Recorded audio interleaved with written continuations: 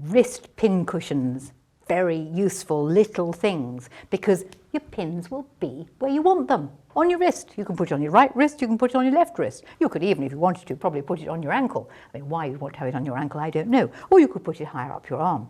But it's quite a useful way of storing the pins so they are to hand. How do you make it? Well, mine are made very simply. You need a bit of felt. I mean, hey, come on, you could use all sorts of different stitches on your machine. It's a really good chance to practice with the stitches, with different coloured threads.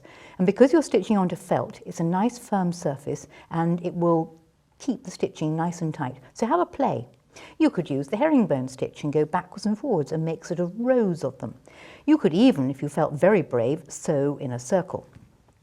So in whichever way you like, you need to embellish the piece of felt.